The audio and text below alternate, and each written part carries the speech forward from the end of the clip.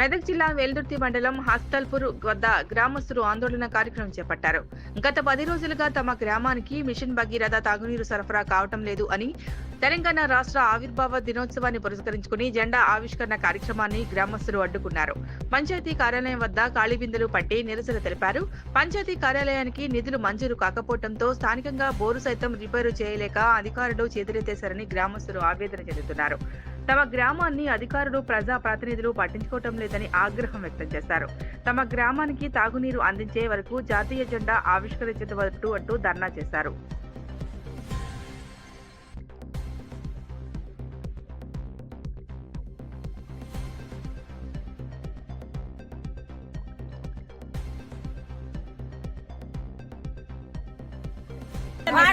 అది నెల్లూరుకి వస్తాయి వాళ్ళ నీళ్లు, మాకు ఊర్లో బోర్ లేదు.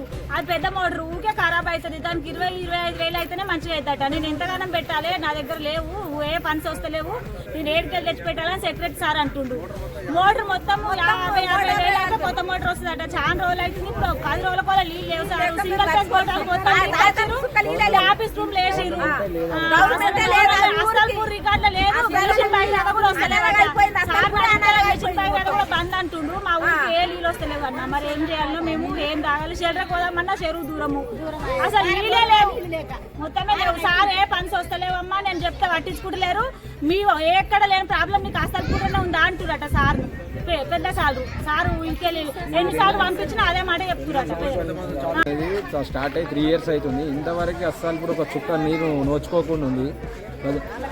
10 days అవుతుంది వాటర్ రాక. తాగడానికి బుక్కడి నీళ్ళు తాగడానికి ఇంతవరకు వాటర్ రాక ఒక అధికారి కానీ ఒక మాజీ సర్పంచ్ అనే కానీ ఎవ్వరు మా ఊరికి రావడం లేదు.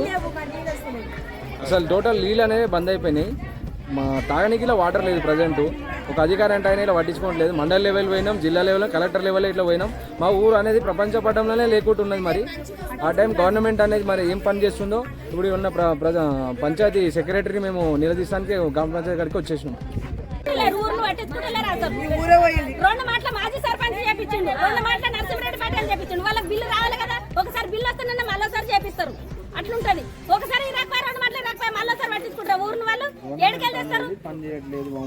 గవర్నమెంట్ పైసా అనేది పని అనేది చేస్తూనే లేరు, పట్టించుకుంటూనే లేరు.